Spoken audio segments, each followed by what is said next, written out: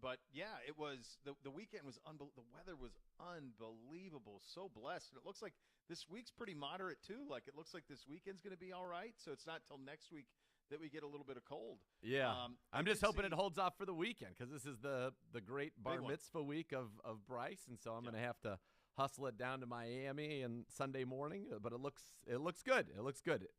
I think it's safe. You're safe, pal. You do know that there is a tropical storm warning in effect for the state of Florida.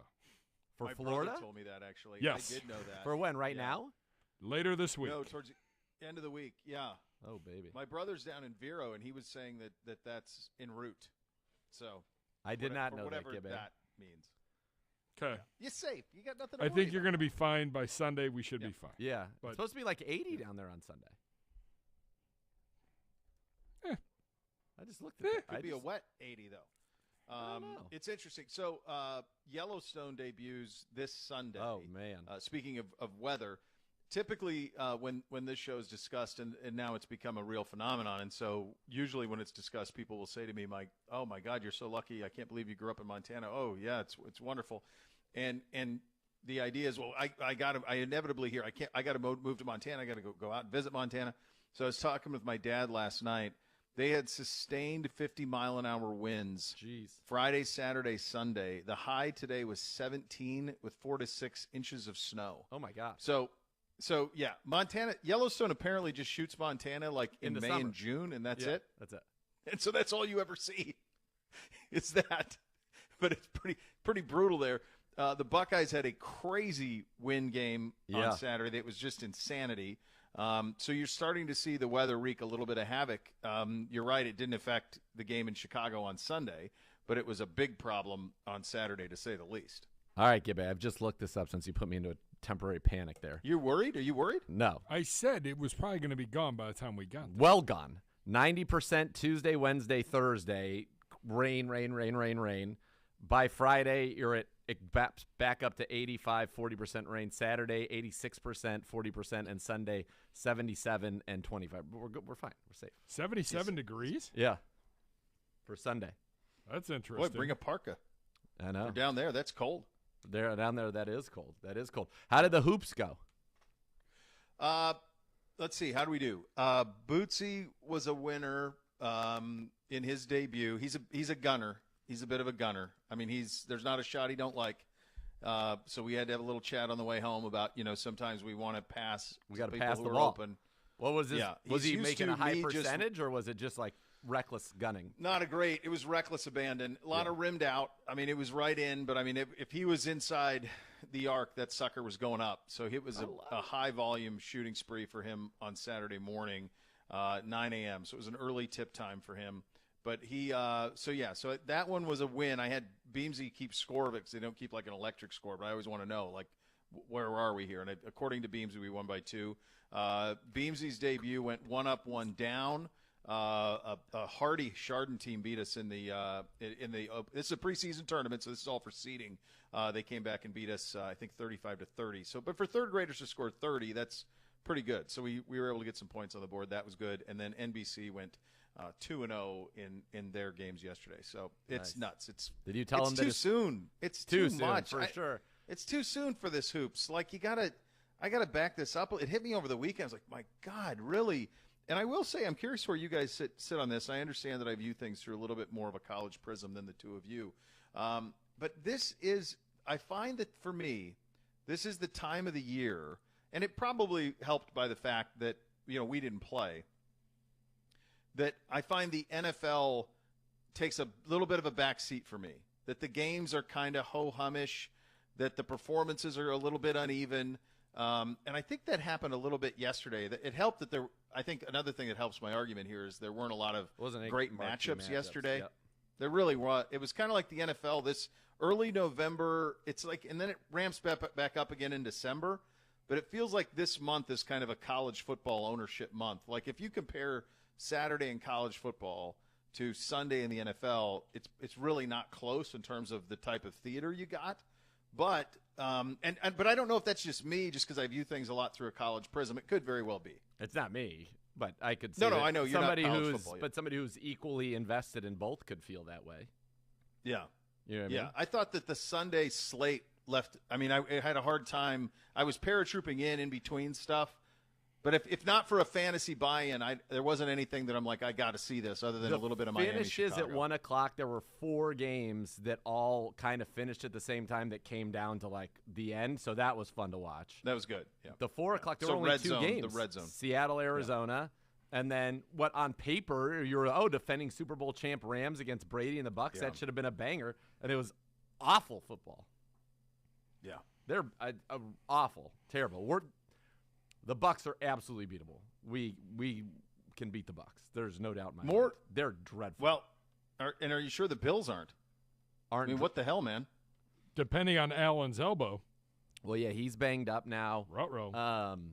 They're very good, but I'm telling you, that Jets Wasn't that team is weird? good. Sauce Gardner is like a new Revis.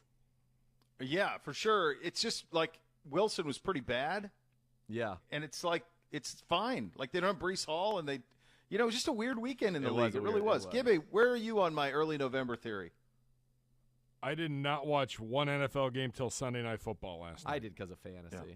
Like I didn't.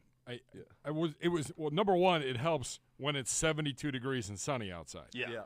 You know, Yeah, I'm we out took with the some walks, we wife. tossed the pill We around, grabbed sure. brunch at a really great place that we'd heard about. Staycation was a success. You know, and then Win. just doing stuff outside, and then the zero turn needed to come out because you could still bring the zero turn out on November 6th. And That's right. do a little mowing. The leaves took care of those, but I was more interested in the Saturday football games. Listening to Mr. Keels and company on Saturday afternoon, it was like, just get us 2 scores and get us the hell out of here. 2 scores wins. Yeah, and it did. But like Saturday night college football, Clemson could have had a little better effort, but LSU, Alabama lived up to everything and then some. That was awesome. It was a great yeah, a Tennessee, great day for Georgia college was a football. beating, wasn't it? What's that? Wasn't it Tennessee, It was- Georgia? Wasn't that a Tennessee, Yeah, but- Georgia was okay. Georgia was really good. I think it was more Georgia was really good, but it never, like Tennessee could have. They were within striking distance a couple of times to keep it interesting. I mean, it was the thing with the college football is all of the games are on, so anytime you get wind of one, you can jump into it Yeah. and see the finish. And of this it. is, I think, to your point, Bo. This is the point where there's 4 games left, like 3 games, 4 games. So now they all matter. Like the first 6 or 7 weeks, it's like, okay, if you have a loss, you're maybe still alive. You can't afford a slip up late in the year. You can afford a slip up early in the year. You can't really afford one late, especially with all the parity in college football.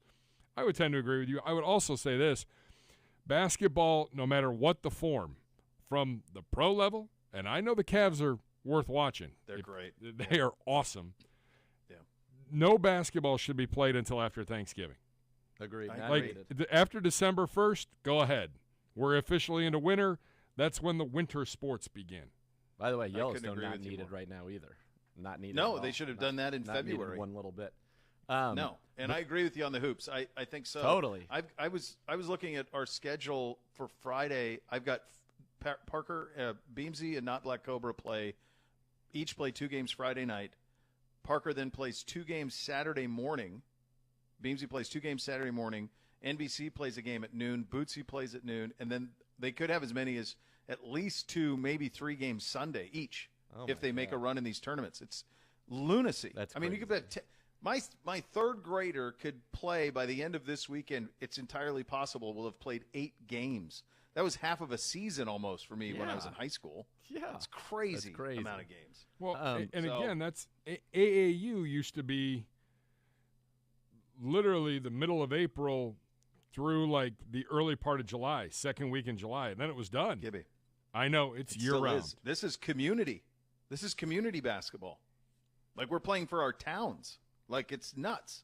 Ridiculous. Absolutely nuts, the amount of games that are had. But and I do think that my view of, and probably Gibby's too, is the fact that we didn't play.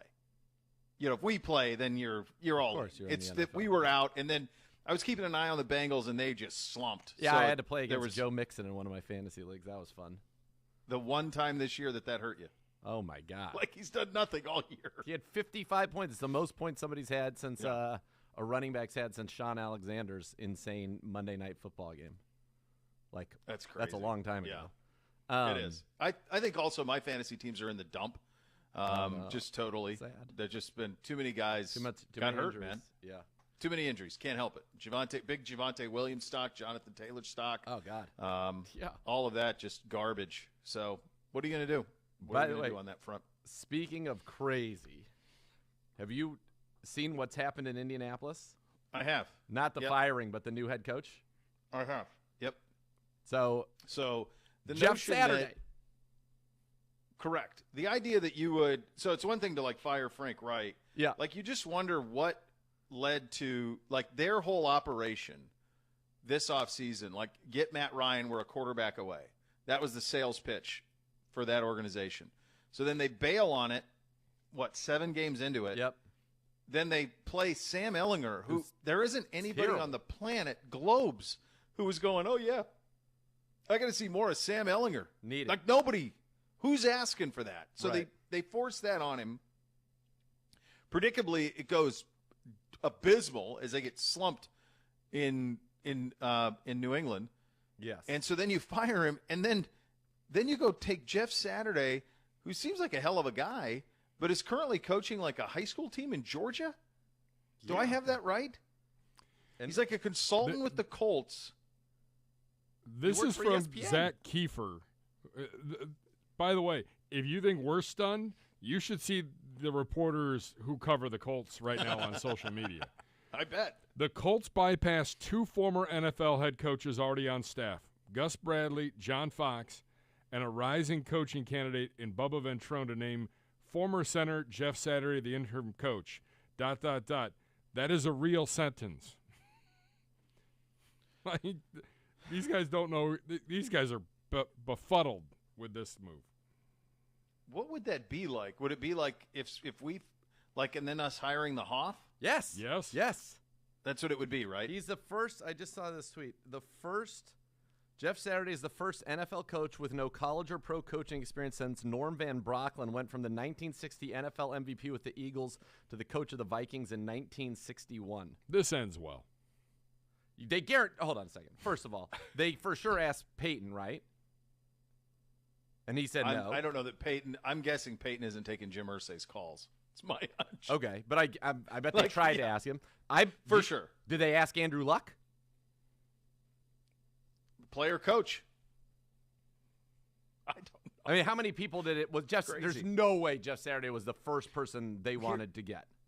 Here's the one part of that, though, Bud, just to push back.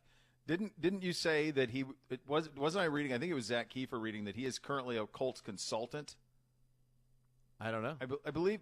I think so. I thought I read that in some of the reporting this morning that he was a Colts consultant.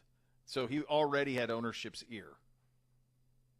I think that's the one Still difference. wild. So it really is the Hoff the Hoff. comparison where it's the Hoff's with us and he's around, but then to go all of a sudden like, all right, you go coach the team. It's crazy to me they wouldn't just roll with either John Fox or Gus Bradley, both those guys on staff, just limped through the year.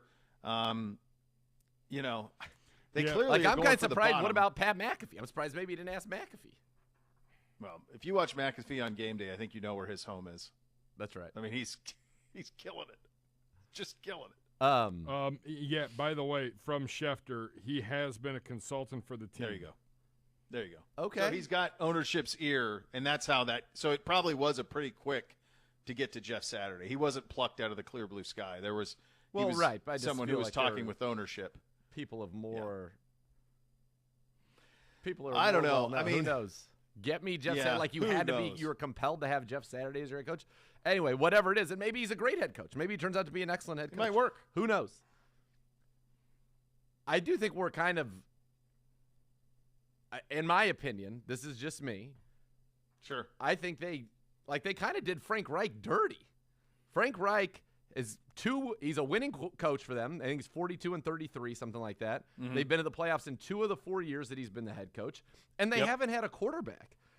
Andrew Luck abruptly retired, and then they went to Rivers, who was washed. They went to Carson Wentz, who's garbage, and then they went to Matt Ryan, who's washed. Like, isn't that more on the GM than the head coach? Well, and the GM survived all of it. Well, that's what I'm saying. I think Which is stunning. he got done a little bit dirty. I agree with you. Yeah, so he never had the same quarterback year after year. No. Different quarterback every year. You certainly got the feeling that Carson Wentz was not his idea. No, and by the way, if Wentz just won in Jacksonville against a team that wasn't even trying at the end of the year, that he'd be in the playoffs 3 of the 4 years. And then he's Correct. just gone. Like, I think Frank Reich will it feels like he'll get a gig pretty easily. I would agree. Yeah. No, it's pretty wild. Wild day over in Indy, to say the least. You never know with Jim Irsay, though. It's all Well, that's all what I'm saying. It's all in play. Yeah. That's why when he started talking about Snyder, you thought, what does he know that he would go public with? And then 2 weeks later, Snyder's got the team for sale. Probably not a coincidence of that all happening. No. And when you proactively go, all of my stuff's already out there. There's nothing more you can tell about me, because quite frankly, much of it is. We have some updates from our team, and it's good news as well. Jerome Ford, Chase Winovich return off of IR. Denzel Ward back at practice today, along with Wyatt Teller as well. So this Browns team returning to the practice field today, and returning so in a much healthier fashion coming out of the bye week, Z. Yeah, which is important. I mean, now you get into, this is a tough stretch of your schedule right now, and so you want to be as healthy as you can be. You've got 3 more games to go before Deshaun Watson comes back. You need all hands on deck. It feels like the one guy that we might still be without would be David Njoku, and I think that is a big loss. But this is, you want to be healthy. It's good to see this. And Chase Winovich was a guy you counted on as kind of that extra pass rusher. We haven't got to see him all year, so I think it'll be very important to have him back. Obviously, getting Jerome Ford back, he's a guy who was returning kicks and doing so and looking pretty electric doing it. And then, obviously, Denzel is, that's the guy that they paid as the top corner on this team, even though, MJ Emerson and Greg Newsome have really held it down without him. When you get a player like that back, it's always good, especially when you've got 2 of the top 5 leading receivers in the NFL up next, including a guy who already has 1,104 yards on the season in Tyreek Hill. That's where he's at. It's the most. It's NFL. I guess I haven't looked. Yes, he's got 1,104 yards this year. He's averaging 122.7 yards per game. It is the most through 9 games in NFL history. He's on Calvin Johnson's 16-game pace, which was 1964 total for the season. But because of the 17th game, he's on pace to be 2,080. He'd be the first 2,000-yard season in NFL history. That's what he's on pace for. Oh, by the way, Mahomes is on pace for well over 5,000 yards. I think he's on pace for 5,500 or something like that without Tyreek Hill. These guys are both just megastars. Yeah, and Mike McDaniel, the toys that they have to play with in Miami, with the fact that they have Waddle too, that they basically have Tyreek Hill and then a guy who's as close to Tyreek Hill as there probably is in Waddle. So they have 2 of them. How about the fact that last year in his rookie season, Jalen Waddle averaged 9.8 yards per catch in that system they were running last year? This year he's averaging 17.7, which is the most amongst the top 30 in receiving yardage in the NFL. And, he's number 5. Watching that game, on the Dolphins, I'll stick strictly to the Dolphins. Jeff Wilson is going to be so dangerous for them. First of all, that was an unbelievable under-the-radar trade. Those guys being Waddle and Hill, are open like it's college. And Tua, who has thrown for 300-plus yards, 3 touchdowns in each of the last 2 games. His quarterback rating in each of the last 2 games has been over 135. He leads the NFL in yards per attempt, yards per completion, quarterback rating, and QBR, Tua. And he misses or leaves 6 walk-in touchdowns on the field a game because these guys are so open and so behind people, and he has to throw the ball really quickly to even get it down the field. But if you're thinking everything else was the same except you dropped Justin Herbert or Josh Allen or Mahomes into whatever it is that they're doing right now, because Tyreek Hill has 1,100 yards. He's got 5 games of more than 140 yards already on the season, just himself. Crazy. there's probably another, with just Hill alone, 60 yards a game in PIs where he's so far behind everybody and he has to wait for the ball and then they run into him and then it's a PI. Like, there could be things happening, and obviously it is already ridiculous, but there are things that could be happening under other circumstances. And by the way, everything I said about Tua is telling you how well he is playing. But Yeah. it could be something on like it could be like playing Madden in real life. Yeah. If they had someone who could really sling it. With a gun, yeah. Yeah, that would do it.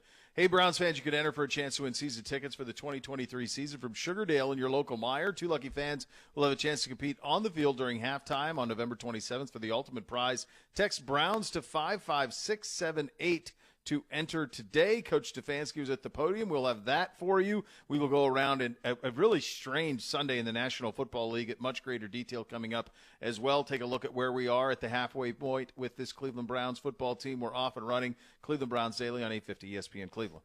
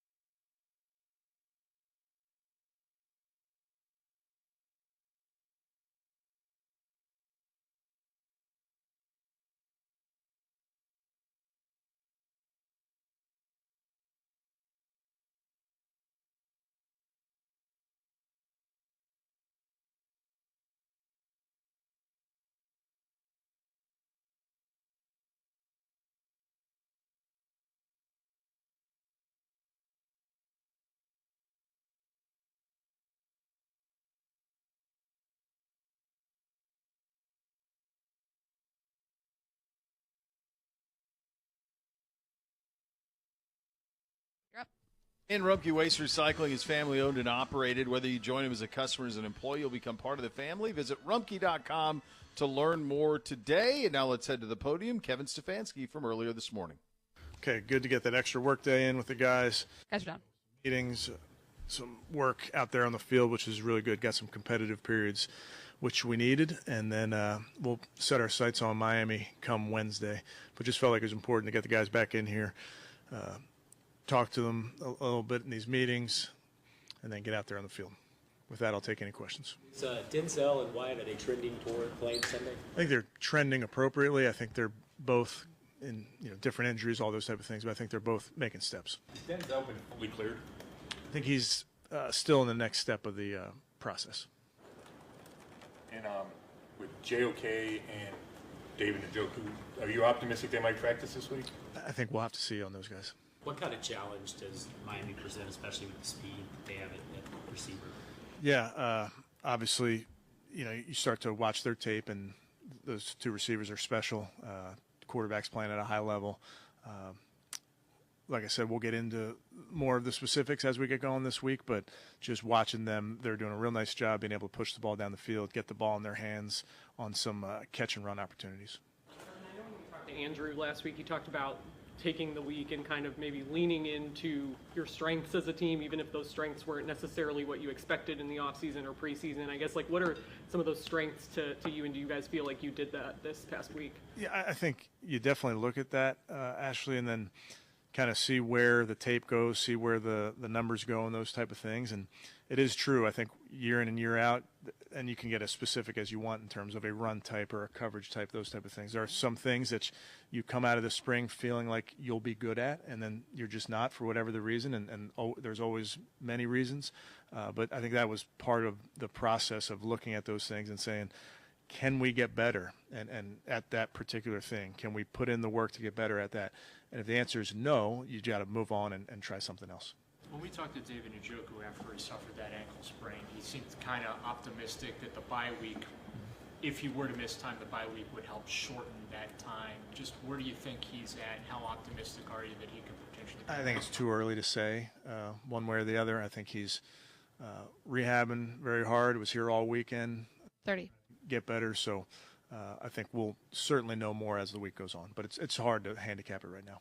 Down special teams, did you see areas where you guys could try to become more consistent, and how important is it for that to happen? Yeah, definitely. And I think there will be opportunities for us to help this team win in the coverage phases and the 10. Obviously, field goal, extra point, those every phase is going to have an opportunity to help us. And there's definitely areas that we need to shore up. And I think coaches are working real hard on that. Players are working real hard. And I feel good about where we're going. You're up. All right, there's Coach Stefanski from this morning. So just to clear up a couple of things, we talked about the guys returning and the health factor. Denzel Ward's still in it from a concussion protocol standpoint. Yes, but ramped up activity. Yeah, and then so just so the people understand, Z, because I think sometimes we need to go through that just so – like there's a path, and if you cross this threshold, exactly. Where is all that? The fact that first you have to just be able to do some activity, then you're able to do some football activity, and then you're able to practice. And so the fact that he was out there today means we are in the final stages, and as provided there aren't setbacks or a worsening of symptoms, then he will be he's going to be good to go. JOK, Coach said wait and see on that, not seeming well, huh? Yeah, and it's interesting with that knee because, remember, he played that full game against the Ravens, right? And you didn't hear anything about that coming out of it, and then all of a sudden, you go and he's not able to practice at all during the week, and then you get out here and you get ready for, have the bye week, and you come out and you're able to do kind of a little team, walk through, jog through, and JOK not ready to go. So to me, that's concerning. Again, he's our linebacker, Sione Takitaki in particular, stepped up in such a major way, as did, Deion Jones, whom you've acquired. But it still feels like that's a guy that you want out there for sure, and we'll see how that goes. This is a very tough matchup in terms of for a defense, in terms of how efficient this offense has been, what they've been able to do. So not having JOK, especially with his speed, I think is definitely a bummer. But we'll see as the week goes on. Remember, this is just Monday. This isn't even the Wednesday practice. So this is just Monday, and we'll hope that we're able to get better news as this week goes on. What is a week like? What the calendar of a week like coming out of a bye week?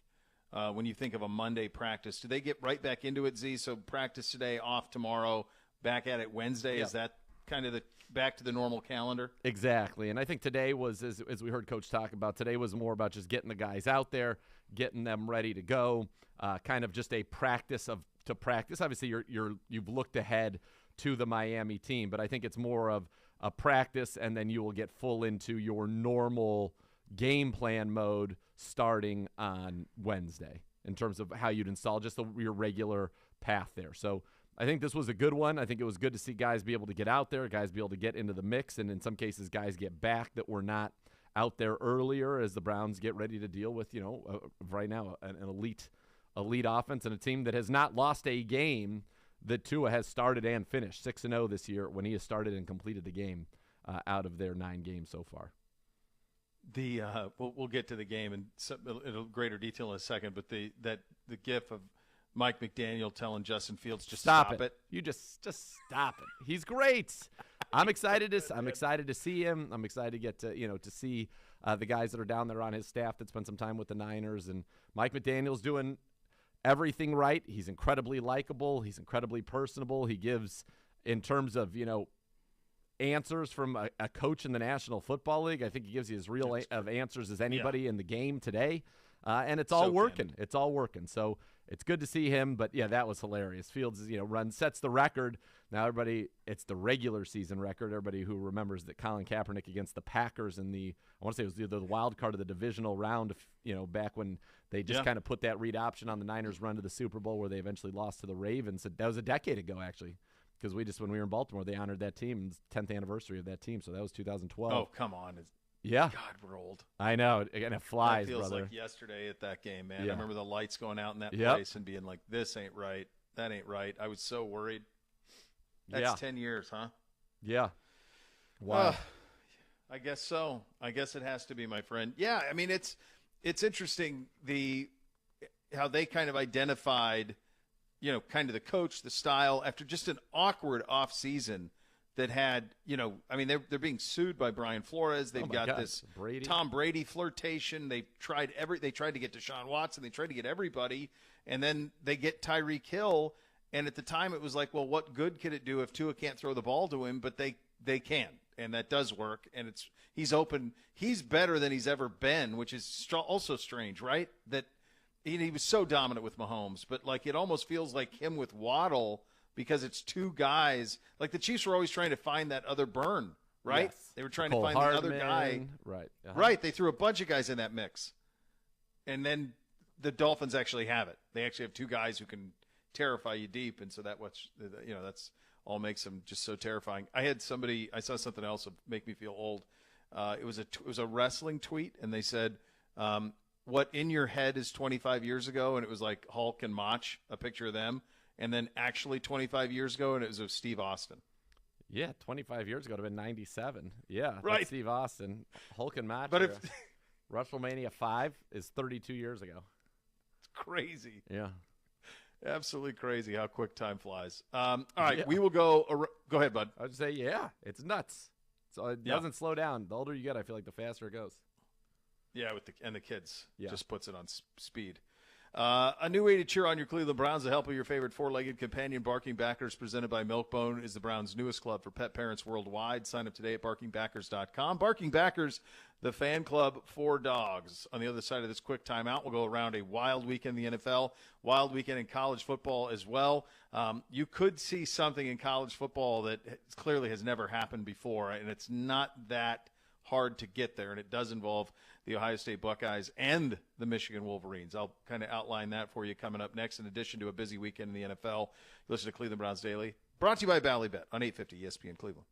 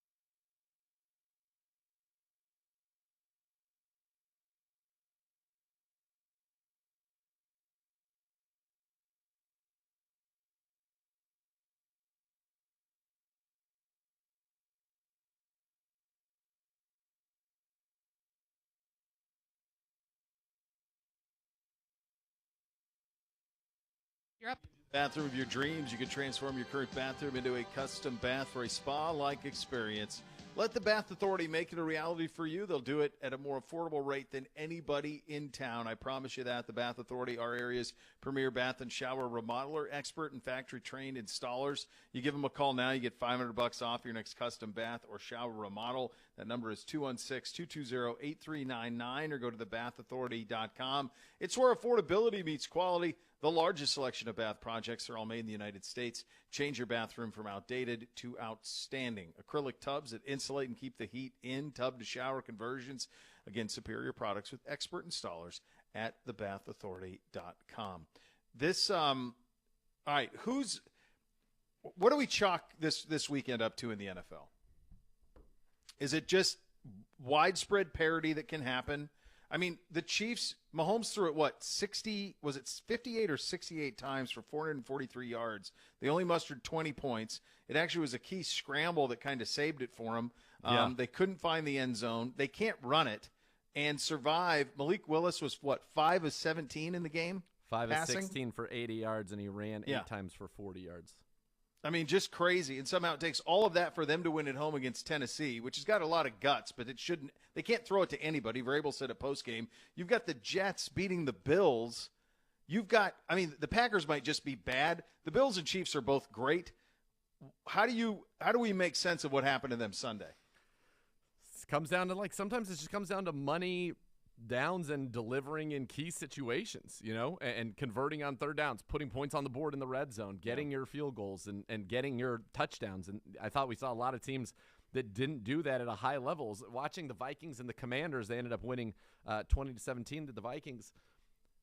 There were 2 drives all game where they incorporated Justin Jefferson, and they went right down the field and scored both times. And then the rest of the game they didn't. Kirk Cousins' video on the way back, by the way, unbelievable. Priceless. On the plane. That definitely raised his stock in my book. I'm sorry. It was a massive, I would have never in a billion years expected that from Kirk Cousins. So that was pretty great. I just think sometimes, it's hard to get the ball in. And the irony is, in another game, which was the Patriots and the Colts, the Patriots offense was dreadful. I mean, Mac Jones is awful. He's awful. He is awful. He might be the worst quarterback in the league right now of guys that were supposed to be starters. And they beat him 26-3. Now, they had a defensive touchdown, but it's just interesting in some of the games. You had 2017 Bills-Jets, 2017 Vikings-Commanders. You had 2017 Titans-Chiefs, 16-13 Rams-Bucks. I mean, your highest-scoring team was the Bengals, and then the one game that was fun, 2017 Chargers-Falcons. How many 2017 games were there? And then Dolphins-Bears was fun, 35-32. Yeah, it's weird. It's just a weird time of the year. This mid-season, it's kind of like this is the point where if the good teams stay afloat, you just win in advance. The bad teams sometimes can knock off good teams. That happens. You sleepwalk, and then you really want to get it geared back up again in December. And I think everybody's trying to figure out how to calibrate this on the 17th game. Like you say to yourself, it's just one more game, but it feels like a lot more than that for these teams. Especially juxtaposed to what's happened in the preseason recently. So it's a lot of buys we're working in. There are only 13 games this weekend? Yeah. I think there's only 13. 12 this weekend, I think. 12. Yeah. Okay, yeah, and then one tonight. So, yeah, total of 13 games for the so it's all just kind of a little weird for everybody. I was thinking of watching the Dolphins and Bears yesterday, though, and paying close attention to that because obviously we play the Dolphins. I remember going back to the Combine Z, and for the life of me, I cannot remember the scout that we were talking to. And obviously at that time we didn't need a quarterback, but we always talk quarterbacks at the Combine. And because of Justin Fields being an Ohio State guy, and I've always been very high on him, we were talking to a scout, and he said, what I see with Justin Fields is Cam Newton. And I remember thinking at the time that was some sort of slight to Justin Fields. And a lot of people portrayed it that way. And it was like, well, wait a second. Cam Newton quarterbacked a team to a Super Bowl, won the MVP, and for a stint was the most dominant player in football. Yeah. And somehow that was viewed as a slight to Fields, that they thought if he's not Aaron Rodgers, then he's not any good. It's just not the truth. It is so refreshing to see a coaching staff because they got him a little bit of weapon with Claypool, but they really don't have a lot still, and to just let him play and kind of be the guy that you thought he would be coming out of Ohio State. And if you were redrafting that quarterback class, I'm not certain that he wouldn't. Would he go first, or would we still think that Lawrence will sort it out? I just think it's hard because if Lawrence went to a good situation initially, I think he'd still go. I think Lawrence would still go first, but Fields would be second. Fields has not been in a good position. No, not at all. Not at all. But even as bad as it was not Urban. I mean, that was just a complete debacle. But no, I think there'd be probably more debate about it than there would have been previously. Yeah. He was never even considered as the second. It was always Zach Wilson and then Trey Lance and by the Matt Jets, Jones, which all is of them. Nuts because the Jets run a Shanahan offense with Mike LaFleur. I'm like the fact that neither, and clearly that influenced it, right? Obviously, they come from they probably talked and they saw the similar things, and neither one of them was big on Justin Fields for whatever reason. But he looks good. He's still, when you watch, and I did get to see a good chunk of that game yesterday, he's still not a pure thrower in the sense that he can just stand there and rip it and it looks good. But no, his ability to make plays, like their best drop back plays were plays where he dropped back and actually never threw the ball. That was the best part of their offense. And then all of a sudden you had to get guys spying and accounting, and now you've taken somebody out of the defense, and then you were able to get guys winning. Mooney was able to win a couple of times. Cole Kmet was able to win a couple of times, and they were able to make some plays. So he's very impressive and in a good scheme. Like I think if he was in Miami, it would be bonkers. Yeah, it would be. And now he's starting to have some confidence throwing on the run. That one where he stepped up and then St. Brown dropped it. Now that's all coming. Like the stuff we saw at Ohio State is all starting to transfer to the NFL. And I'm happy for him. He's a great kid, and it looks like that now there's a chance for him there. He's had a hell of a weekend. What do we make of the Packers? I actually talked about this with a friend of mine this weekend. He said, "What happened to the Packers?" I said, "I'm coming around to Z. Ayahuasca. I think you're right. I think There's I am nothing else too. that can explain it. Do you see those picks he threw in the end zone? They were ridiculous. Yes. You've been on this for like a month, and for a while I was just laughing at it and being like, it's just a funny thing to say, ayahuasca. Like, that's just funny. But then the more that you've talked about it and the more that I start thinking about it, it's the only damn thing that makes sense. They should not be this bad. No. Picks in the end. I mean, you don't go from MVP of the league to this. And it's not all on young receivers. Like the pass that he threw on the one that was supposed to be to Bakhtiari, I think, where they had the lineman leak out, was so not even in the realm. And then he was just kind of flicking it to nowhere on that last drive. Like a couple of times. He just threw it to literally no one. Nobody was there. I'm telling you, man, it's funny you say that because I have a buddy, and he wanted to trade for him in one of our fantasy leagues. He's like, dude, Rodgers, his price has never been cheaper. I'm like, no. And he's like, why not? I'm like, ayahuasca. And he was like, you're insane, blah, blah, blah. And then he actually this week was like, dude, I think you're right. I think you're right. He's like, I researched and read like what you do, and like how could you possibly be the same after that? Yeah. A diminished Rodgers. He's diminished. Is certainly, yeah. It does seem like that a little bit. So, but they're a mess. They're a mess. There's no story in the NFL that's better than Seattle at 6-3. Like there's nothing better than this is stunning. So they go to Arizona and win. You've got your boy Hopkins and Kyler fighting on the sidelines. Well, yeah, he wasn't throwing the ball. He didn't throw the ball his direction at all in that game. No, it's nuts. I mean, Kyler comes across just so petulant in everything he does. They gave him all that money, like begrudgingly, and now they're kind of – the thing is a mess. Meantime, like what were the Seahawks? I think they were 3-point dogs, and they won by 10. Yeah. I can't believe I took the Cardinals. That was me trying to will DeAndre Hopkins. You're trying to make Hopkins. Yeah. You wanted 192 and 3 touchdowns out of Hopkins. Yeah. Kenneth Walker's ridiculous. Geno Smith can absolutely sling it. You got Metcalf and Lockett. The throw he made in the back of the end zone, in the red zone. To Metcalf? Yeah. Yeah. I mean, that's a ball throw, man. Well, the guy had his back turned but was totally covered, and he just threw it kind of right over his shoulder.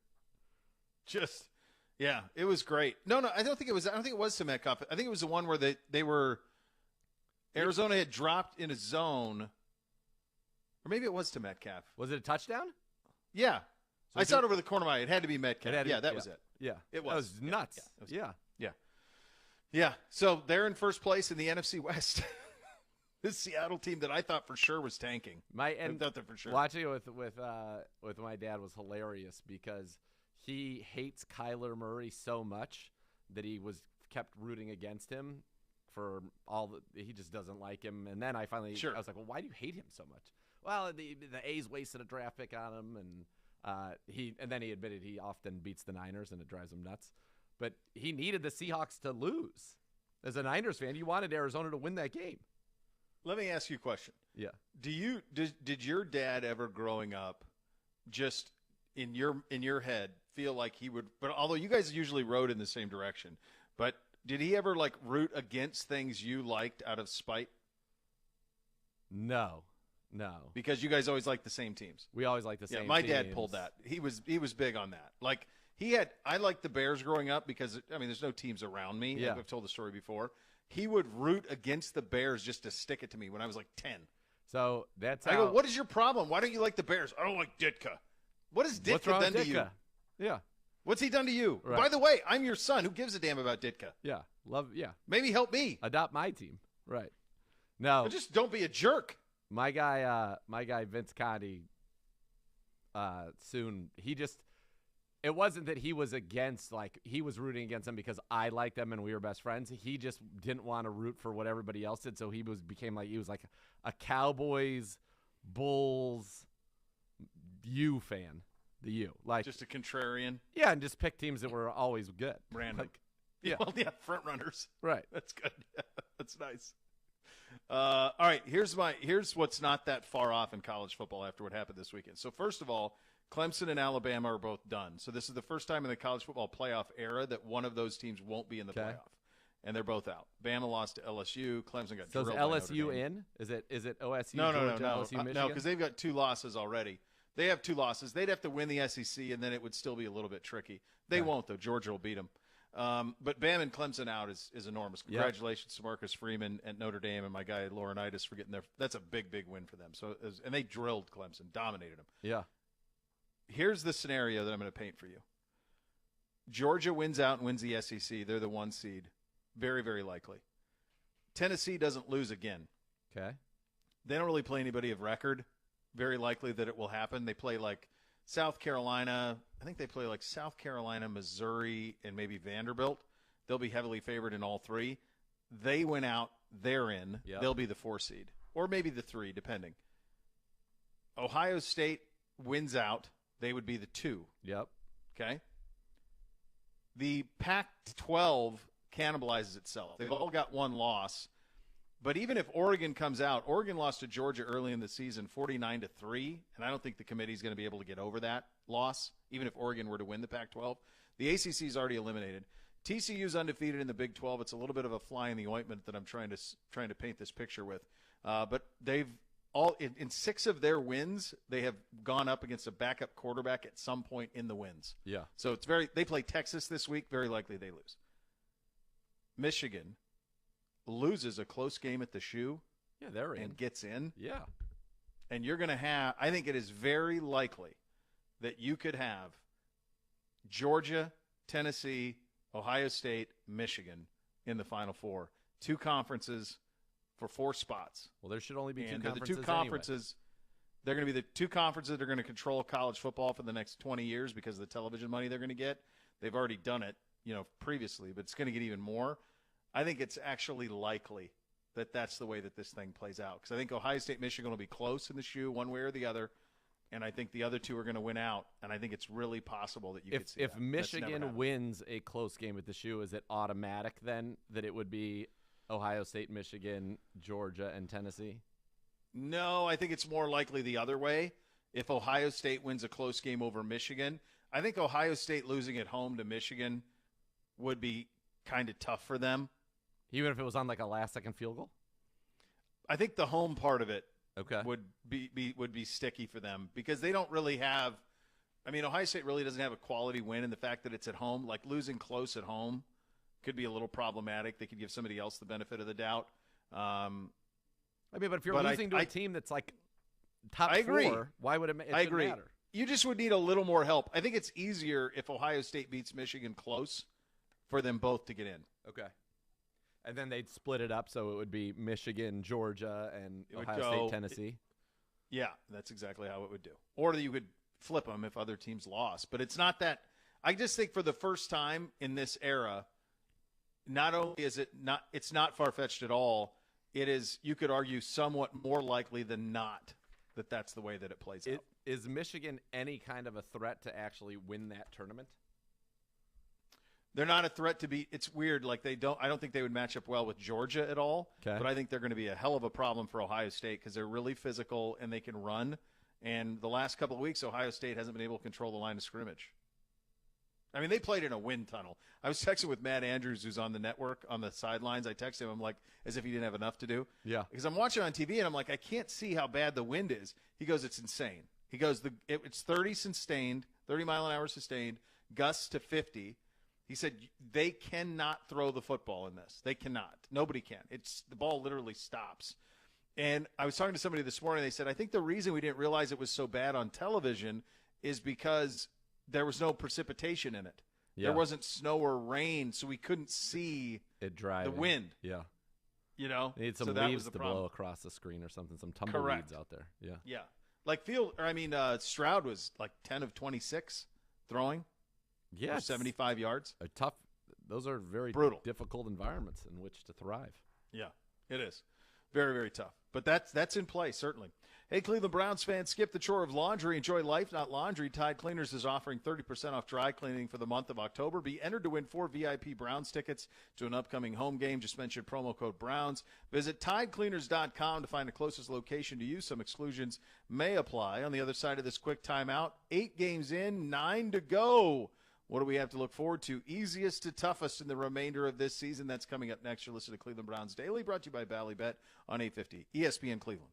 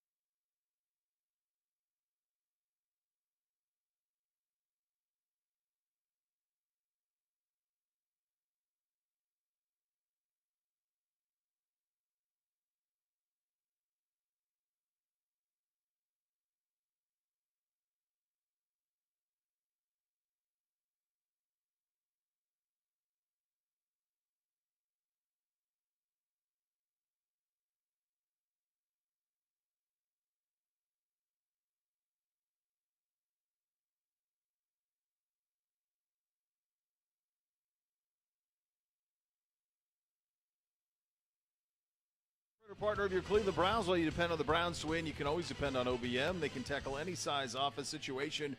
Call 216-485-2000 or visit ohiobusinessmachines.com. 8 down, 9 to go. How quickly do we get to 18? Like, this 8-9 thing bugs me. I want it to be an even number, too. The 500 needs to be possible. And then, break it into halves. I don't care. I wish it was 16. I don't think we need 16 was 17 great. 4 games quarters. or 18. Been matched up perfectly. Yeah, it was really nice. The 17 games is nonsense. I don't like having 9 games left. Agreed. But anyway, here we go. So I'm looking forward to this exercise. So Gibby wants us to rank these teams hardest to easiest opponents the rest of the way. And we will factor in the fact, of course, that most Sean challenging to Watson least challenging. None of them are easy, as Gibby would say. So we're just no disrespect to be thrown. Well, you anywhere. can do that. I'm going to say easiest. Okay, all right. I follow Gibbe's rules all the time. When Gibbe says something, you are, yeah, very much. Yeah. You're very compliant. Yeah, I'm compliant with Gibbe. That's what he said. That's what I'm gonna do. That's your word. I follow his rules. Took him on 2 everything. segments ago. Hey, we're coming back. Talking right through the replay. Yeah, but I am aware of what like 10 seconds is. So as long as I'm stopped talking before the 10th second, I'm fine. That's not how it works. It is how it works. Stand by means stand by. Coming to you. Because that's for people that can't handle the 10 seconds. When you're a person with Well, if the I ability, told you, like, you're up, when it was time for you to be up, you would be in full-on mid-sentence stream. Unbelievable. I am not wrong on this. That's fine, but you give me the 10-second warning. I know I have 7 seconds or 8 seconds to play with, and that's what I play with, and that's it. Do you think that can you handle that you're fighting on this front, the Pedro front? Like, you've got a lot of fights. I'm spread going thin. on. I'm trying to stay out of his weeds this week. I I'm really am. spread thin. With all due respect to him, I'm trying to stay out of Lovely house guests. It's a wonderful time.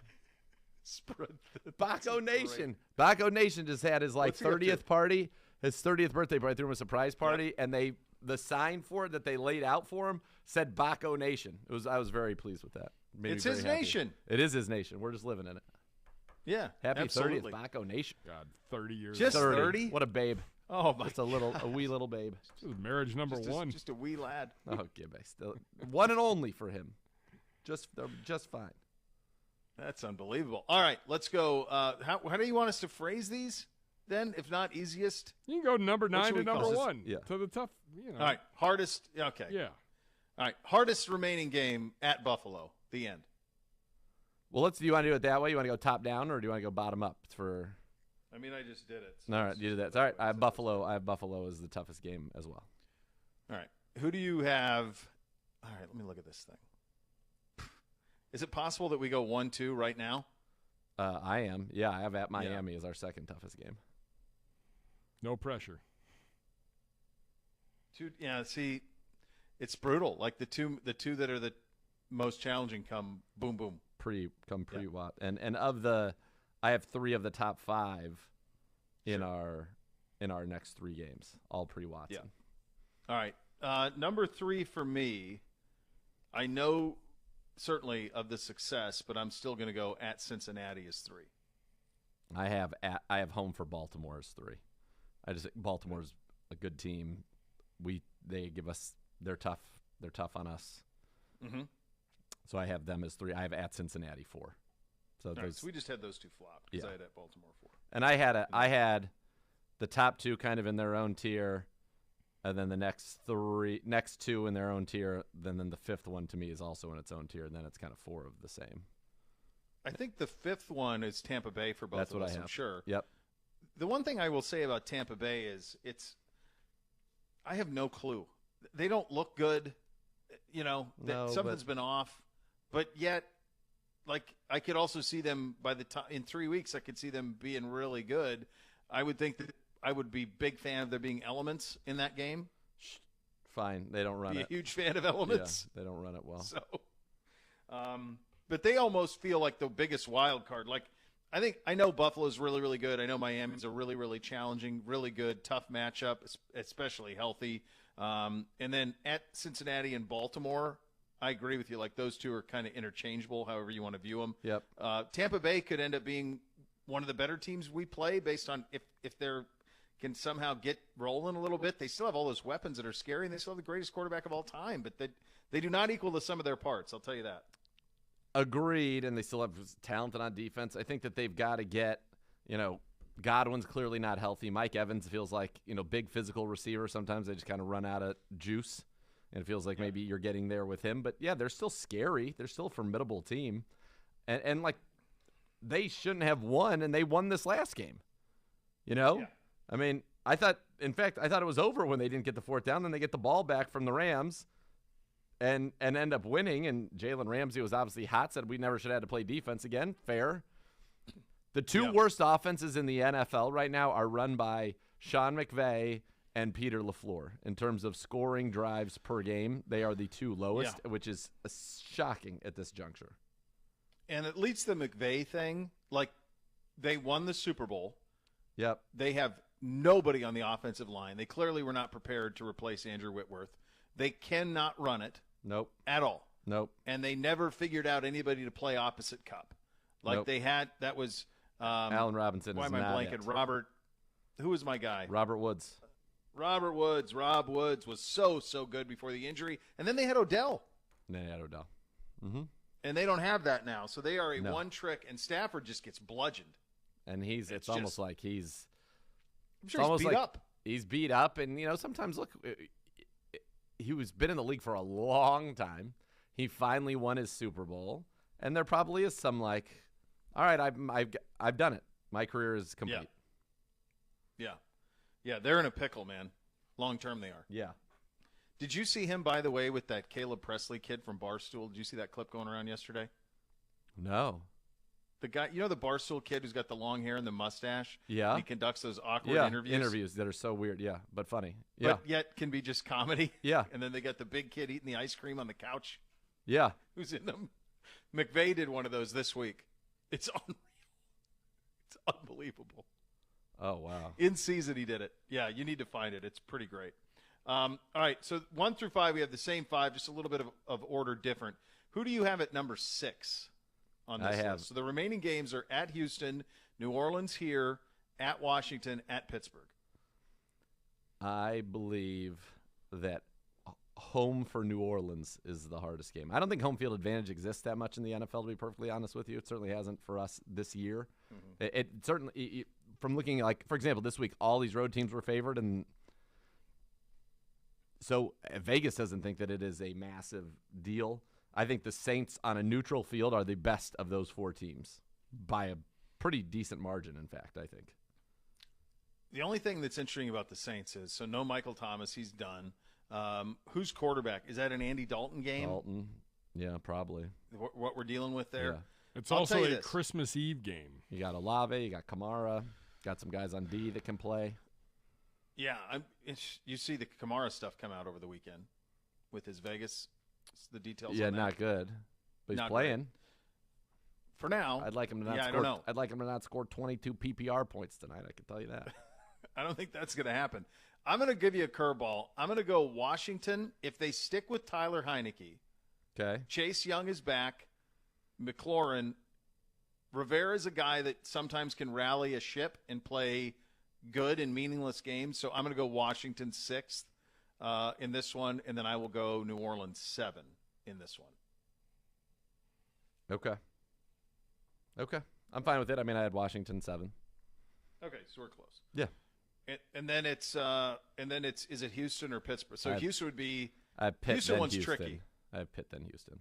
Houston's Pittsburgh terrible. Houston. They're not even trying. They're no. Yeah. I'm not worried. No, they are. I just wonder, that game's going to have a lot in it. Yeah. Emotionally, for everybody involved. And then Pittsburgh's terrible. I just don't know what. It's going to be so strange to if they push chips in. Well, do they bring TJ Watt back when he's ready to go? Does he come back and does he play? Do they let him just kind of rest the rest of the year and not risk anything further? That team with TJ Watt is different. TJ Watt has the ability to wreck a game by himself. Yeah. Again, it's tiers. Pitt and Houston are in a tier. New Orleans and Washington are in a tier. Tampa's kind of in its own, and then you've got Baltimore, Cincy in a tier, and then Buffalo, Miami in a tier, with Buffalo on top. Yeah, you would of that. do. Like in the old. I'm sure you can do this on Madden now too. But how you could custom schedule on college football. Like, Yeah. let's move this game here. Yeah. It'd be amazing to take Washington and Pittsburgh and move them into the next 2 weeks. Watching And then Pittsburgh, take Miami Houston, and Buffalo. next 3. Right. Move them back. Move them back. It'd Put be those really at the end. helpful to swap out the next 2 games because it's the next 2 are just absolutely brutal. And Tampa Bay is a total wild card. So I think get one. Get me one. Get me 4 and 7. I'd love to win 2, but I think it's really. I think you really give me need 1, to. and I can. One I you think I can. can One you're sell- alive. One You're you've got a alive. pulse. You're alive. 2. Yeah. 5 and 6. You're Now we're flying high. talking. Now we're cooking with gas. That was always the target. I Was agree. 6 and 5, great. 5 and 6, and we should be at 5 already. Sure. Yeah. So that's where you're at. Browns fans can win big with digital scratch-off game brought to you by Ohio Lottery on ClevelandBrowns.com and the Browns social channels. Fans can play once per day throughout the regular season by digitally scratching off a virtual card for chances to win big prizes like Team Shop gift cards and tickets to future games. For more information, log on to ClevelandBrowns.com, and you can find it there. Wyatt Teller from the podium coming up next. You're listening to Cleveland Browns Daily on 850 ESPN Cleveland.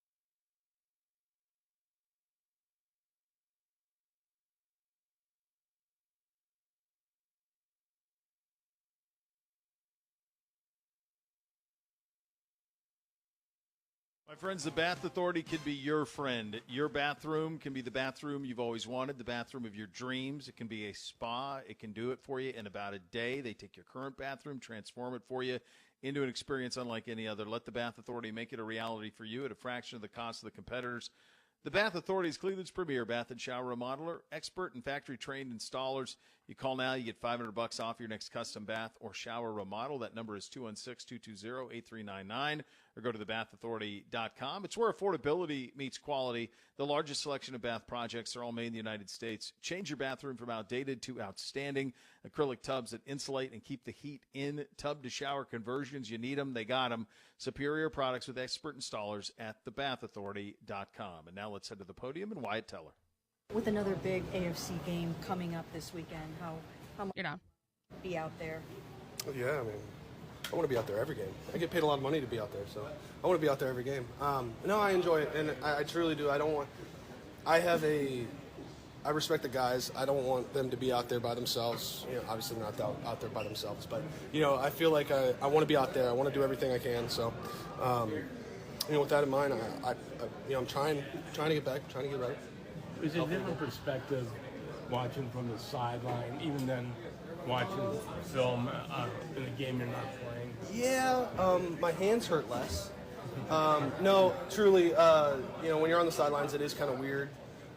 Seeing it, you know, throughout my career, I haven't spent a lot of time on the sidelines. You know, early on in the league, I spent some time, but it's weird, you know, being the guy watching your position and trying to be the guy that you want on the sidelines, right? So it's like if you're that leader, take a step back and be a follower for the guys who are leading. So who the guys who are playing and stuff like that. So Yelda stepped in, he did, you know, absolutely amazing.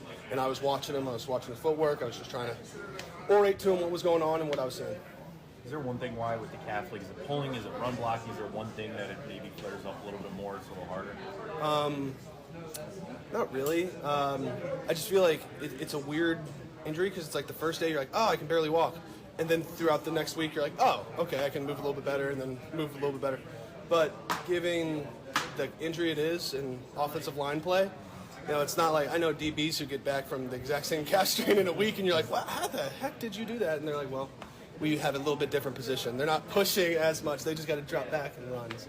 It did look like when it happened, you came out of the tent, and I saw you go up to Jack and say something. Did you think you could go back in, or you knew right then and there it was going to be something that probably kept you out? Yeah, I kind of knew what it was. I mean, just because I've had it happen before. Right. You know, like I said, I've been extremely blessed. I haven't been injured my entire career, but there are times where it's like, you know, okay, I can kind of understand, like, for example, if I hit someone, I'm like, ooh, that didn't feel good on the shoulder. That's probably AC joint. Or, you know, you can kind of get around that. So it's like, you know, it sucks. But I started walking around. I could walk on my heel. So that was good. At least I could walk around. Unlike, I remember in 2020 when I got my calf, I was squeaking that thing by. But Did you have to stick around here for the bye week to yes. rehab? Oh, Yes, beautiful Northeast Ohio. My wife had to drive. She had a baby shower in Virginia. So she went there. That sucked because I wanted to drive her. She can barely sit in the car for 45 minutes without having to stop, without her back hurting or something. So I wanted to be there, but you know, I also want to play football. So I stayed here. Got to hunt a lot, which was nice. It's the rut, so it was a good time to be in the woods, but it was cool. And the weather was gorgeous. What did you think of that James Hunter block from this last game that he ran around? Chin up, hey, with your face mask, but absolute monster. I remember if you watch the play, like he hits him and he turns around. He doesn't even know if they scored or not. He just turns around. He's just like, yes, and just runs to the sideline. So, a lot of good energy. You know, it was a good game. I was happy to see the guys win like that. Defense played out of their mind. Offense played really well. It was the first, you know, I felt full, complete game. 30. Let's keep on going. So you think you will be able to play Sunday, or is it still too early to say? Or? I'm trending in the right direction, right? So I feel like I'm getting better, but you never know. You never know. I don't want to give a definitive yes or no, because I could be lying, you know. So I don't want to lie to you. And would be, I mean, could it be a setback if you try to come back too quickly? That's the key to it. If I'm back out there, that means that it's healed right, that it's getting right. It's always it's gonna hurt. 10. if I remember anything from 2020, it's going to hurt. For the next 8 to 10 weeks, it's going to hurt. Well, hopefully 14 weeks. But you see what I'm saying? You know, for the next prolonged little part, it's going to hurt. So I just got to deal with it. You're up. He was in a fun mood. Yeah, I think he's itching to get back out there. You know. Yeah, I love Wyatt. He's always a great interview. I don't want to lie to you guys. God bless him.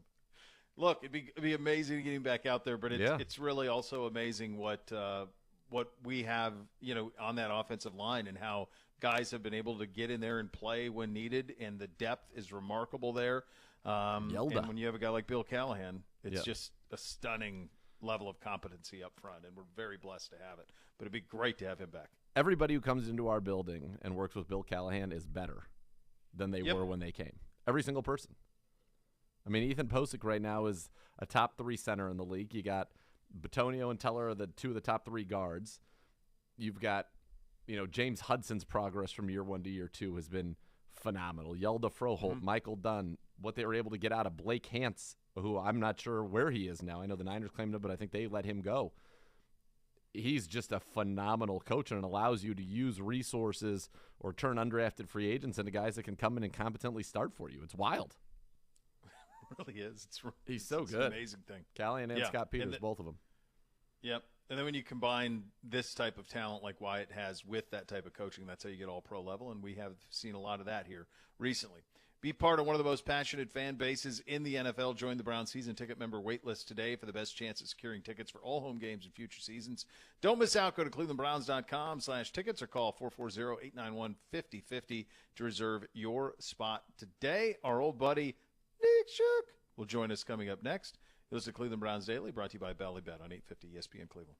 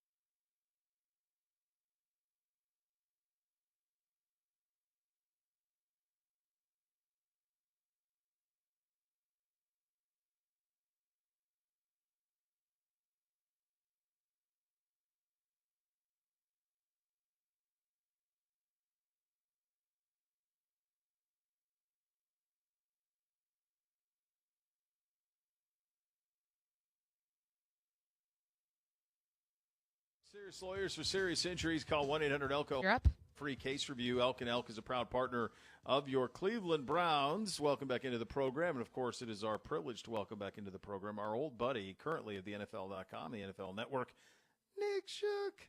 He joins the show via the Twisted Tea hotline, brought to you by Twisted Tea, Hard Iced Tea, an official sponsor of your Cleveland Browns. Keep it Twisted, Cleveland. How you doing, buddy? I'm fantastic, guys. How are you? Oh, Nick living. Shook. We're great. Great to have you on the program. Living What a real large, treat. living large. What a Let me treat. ask you this. Let me ask you this, buddy. We're 8-9 weeks into this thing. We've got 9 games to go here. We had a weekend in the NFL that saw the Bills as 12.5-point favorites lose to the Jets. Kansas City survived despite Mahomes throwing for 400 and some yards because they couldn't punch it in the end zone. Didn't even really try to run the ball. Tennessee's quarterback Malik Willis went 5 of 16, and it took all of that to survive. Green Bay lost at Detroit. It's possible they're just – well, not possible. They are just really bad. The Rams might really be bad too. What did you make of this weekend, and of those storylines, what jumped out most to you? I honestly probably got a boost of confidence for the Titans because despite the fact that they could not really move the ball to the air. Now, Malik Willis did have a few nice throws, and one of his incompletions should have been a catch. It was probably his best throw of his career. It was dropped by Chris Conley. They were still competitive. They took the Chiefs to overtime. Derrick Henry is back. Maybe he's not the same running back that he used to be, but he's still effective with that offense. And more than anything, the Titans, they brought the fight to the trenches. They wanted to be physical. The Chiefs, stood pretty tall against that. But the fact that the Titans were able to play in that game, I think, all the way to overtime was impressive to me because this is a team that has had to shift its identity a little bit offensively. They started off 0-2, looked like their run was going to be over, and since then they've only been effective. They've been competitive. They've won close games. They've won games in runaways, and they went toe-to-toe with one of the best teams in the NFL, which made me realize again that, hey, even though this team is not pretty, they're not aesthetically pleasing, they're going to be in most games. They're going to be a team that you're going to have to watch out for. They're going to win the AFC South, and they're still going to be a problem even if they're not necessarily a Super Bowl contender. So that game alone, I think, really stood out to me. But otherwise, I mean, the Packers have been on this kind of descent for a little bit now. I mean, it's been pretty clear. You lose Devontae Adams, you lose your ability to throw the ball downfield. You try to force throwing the ball downfield against the league's worst statistical defense, and you mustered 9 points in Detroit against a Lions team that could only put up 15 against you, and you can't win that game. I hate to say it, but it might be a sign of the end in Green Bay where there are no, the cavalry is not coming. The reinforcements are not on their way. They are who they are, and the receivers that they have are young and inexperienced, and Aaron Rodgers clearly doesn't have a rapport with them, and that's not going to change anytime soon, especially when you lose your ability to run the football, which is what I thought helped them kind of stay a little bit competitive in that game against the Bills the week prior. So more than anything, a lot of the season has been, we don't know what this season is. We don't know who the good teams are other than the handful at the top, the Bills, the Chiefs, the Eagles, those types of teams, potentially the Cowboys. And the number of teams that were on the bye, I think about teams like San Francisco, who I'm curious to see. I think they're looming as a potential threat. Dallas also being on a bye left us with a little bit of a lack of clarity. So it's kind of more of the same. It's more of, hey, I can see some contenders, but I still don't see quite the separation that we anticipate by this point in the season. It is wild. Talk with Nick Shook, one of the teams that we thought was going to be in the mix. The Colts made a big move on Monday, opting for Saturday. Jeff Saturday, the new head coach of the Indianapolis Colts. Shook, what do you make of what's going on there with Jim Irsay and this Colts team? I was speechless for a little bit. I mean, I laughed first off. And then I was speechless, primarily because I'm talking with some of my coworkers earlier, and one of them floated the idea of, hey, Chuck Pagano is interim, and I said, well, that's pretty much unprecedented to go outside the building to find somebody, especially a former head coach who was once fired by the team. But then they go a step further, and they take a guy who has no NFL coaching experience, no collegiate coaching experience. He's coached in high school football. That's it. You know him more from his playing days and the fact that he's on ESPN than anything else. And suddenly a guy who was a consultant to the Colts, a guy you bring into a training camp practice to give a motivational speech and maybe speaks with the owner in part of his inner circle as a trusted advisor, is suddenly your head coach. It's mind-boggling, to say the least. I don't know how it plays out. I don't know if it's a serious, audition, because you look at like Steve Wilkes in Carolina. He's essentially auditioning for a shot at the long-term position. with the Panthers. I don't know if it's the same for Jeff Saturday. I mean, this is a guy, we have no point of reference for him. He has not coached at this level. Is he a viable long-term coach?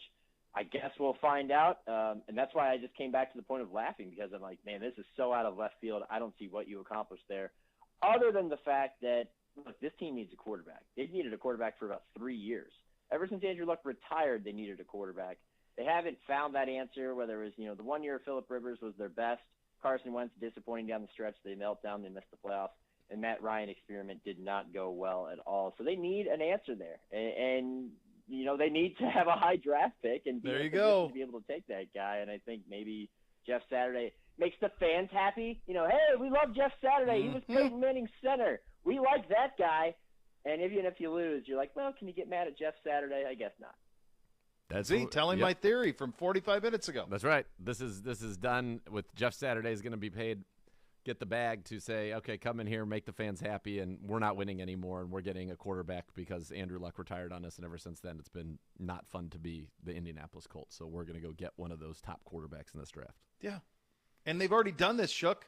They did this with Luck when Manning got hurt. Curtis Painter was a they leaned into it. Oh yeah. Curtis Painter from what college, Nathan? Purdue. Bo? Oh, Purdue. Bo is all over He's that. a Boilermaker. On it. Oh yep. yeah, you guys do. Yeah, I mean that's your. It best makes sense. course. I hate to use the term tanking because it's like it's taboo, but sometimes Sam in Ellinger situations is and playing everything- quarterback, bud. And they named him the starter exactly. a few weeks You gotta ago. be better. And it hasn't gone well. No, it's predictably. not gone well. No, it's not like anyone's clamoring to see more of Sam Ellinger. And they're like, yeah, Matt Ryan, you can't come back. Yeah, no, it's wild. I think another thing that's really interesting is, and I didn't have it. I don't know. I can't remember all of your picks, Z, but I'm curious, Shook, too. Like you mentioned, you touched on the Packers a little bit, but the Rams got ultra old and really irrelevant really quickly. And the Bucks, I mean, they're dealing with a lot off the field. Obviously, Brady was, but they have been bad too. That was a bad football game yesterday, and one that I think most people thought would be a marquee game of the year. All of these teams kind of got old and bad at the same time, it seems, Shook. That game specifically went exactly how I anticipated, which is low-scoring, ugly offense. You win by a few points, maybe on a last-second touchdown after not getting the end zone all day, because both of these offenses are similar in that they cannot move the ball. They show signs. They show glimpses. The Rams last week had a couple nice drives in the first half against the Niners and then tailed off. The Buccaneers will put together an 8, 9, 10-play scoring drive, but they cannot score quickly because neither team can push the ball downfield anymore. And the Rams, in their instance, are kind of like the Buccaneers in this sense. They're a team that went all in last year, and it paid off. They got a Super Bowl. But what they did in that process was mortgage the future, mortgage the draft capital, because as you know, with the salary cap, you have to turn over the roster toward younger players that are under affordable contracts that are going to develop. Maybe you pay some of them, you let some of them walk. We know the Ravens like to let a lot of those players walk and get their compensatory picks back. The Rams are not in a position to do that. So when, it's time to pay the bill, it gets kind of ugly, and that's where they are right now. They lack options in the offense. They cannot run to save their lives, so much that their running back didn't even want to be on the team anymore, and it wasn't until after the trade deadline passed that they decided, hey, maybe we should actually get him back in the fold. Their offensive line is a mess. They lose their Hall of Fame left tackle, Andrew Whitworth, then their replacement goes down with an injury. It's just been a disaster for them, and unfortunately for them, I kind of looked at the start of the season. I thought we regarded them too highly because they were the defending champions. We didn't look at the fact that all the guys they lost, and more importantly than anything, this is a star-laden team with a lack of depth. This is an 11-on-11 sport, and this defense lacks guys other than Aaron Donald and Jalen Ramsey and Bobby Wagner. He's played pretty well for the most part. But the rest of the guys are not those guys. They're not those guys that you expect on a contender. They're not strong 1 through 11, and that's the result you get, a team that's 3-5 that loses a game that it should have won but looked punchless in the final drive against the Buccaneers offense that could move the ball all day. This is the Rams this year. Yeah, that one was wild to see. Now, Shook, we know that you can only prognosticate to the best of your abilities, but you did not foresee the Monday night mauling that the Browns gave the Bengals. What has that changed your mind about the Browns at all? A team that obviously we all know has underachieved over those first 8 games, letting some winnable games get away. Well, the one thing that has changed my mind a little bit, and we'll see if it holds, because at this point, we got a couple games of proof, and that's about it, is much like last season, the defense is starting to come around under Joe Woods. You kind of saw it in Baltimore with the way that they contained that offense. That was a winnable game that they kind of by their own mistakes didn't win that game. And then it all comes together the following week. I thought it was huge for their confidence going into the bye week, getting that win, getting closer to 500. You got to stretch ahead where you got to win 3 or your next 4 to really have a shot at all. So the pressure continues to be on. You're still got your eye on that Houston game when Deshaun Watson returns, and you hope that at that point there's something to salvage, something to play for. Yep. So they got to continue the momentum. But it was great to go into the bye week with a win, and a dominant win on a national stage, of course, which I know you guys know this, but last couple of years, for some reason, the Browns really love primetime. They always seem to bring their best game for those primetime games, which was not the case in years prior. So that's encouraging, but you got to sustain it. And they don't really get any breaks in the weeks ahead either. So it's got to be consistent. And, you're getting more than you could ever expect from Jacoby Brissett. You got to continue to run the football. And I thought that was the other most encouraging development, was that after weeks of kind of toying around with the passing game a little too much, throwing on 3rd and 2 with 2.5 minutes left in the game when you just need a first down, you got your timeouts, and you need to get closer to field goal range, which I'm sure, they probably regret to an extent, in Baltimore since then.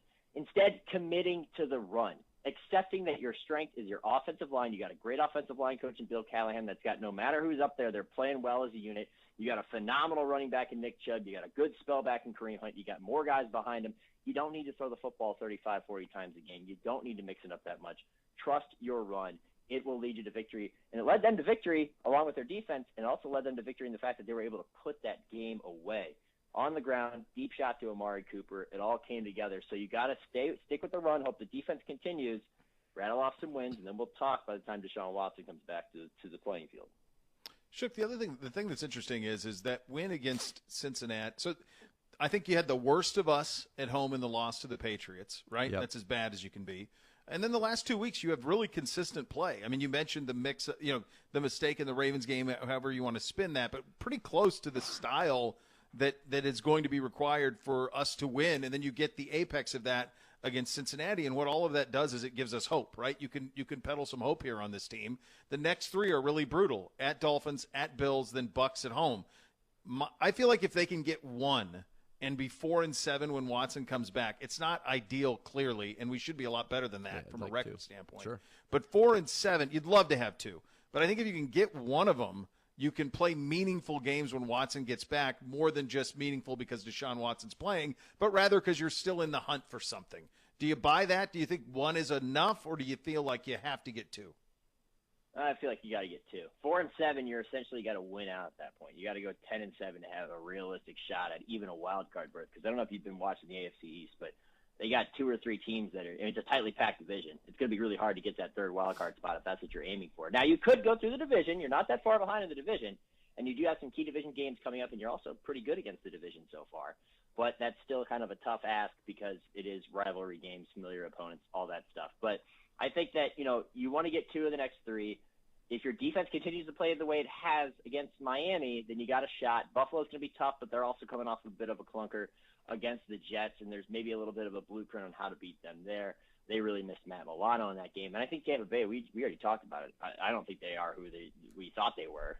Sure. I think that's a very winnable game when you return home. So you really need to go win that Miami game. And if you're competitive and it's a close loss, then you're feeling good about going into Orchard Park and playing the Buffalo Bills. But it's winning time now because of the hole that you dug yourself. I mean, realistically, you should have 1, 2, maybe 3 more wins, potentially even 4. Really, you're a better team than your record indicates. But at the same time, those little things often define a team. And they were not doing the little things well during that 4-game losing streak. Nope.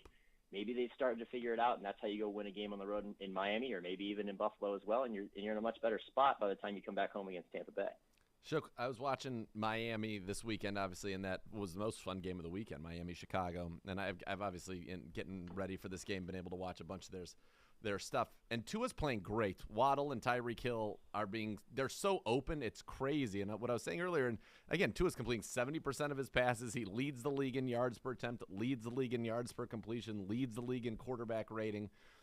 But it almost feels like if that offense had Herbert, Allen, somebody who could sling it, that Tyreek Hill might have 1,800 yards right now, because I feel like he gets 122 yards a game plus 60 yards of PIs a game where he's 5 yards clear of everybody, has to wait for the ball, and then they run into him.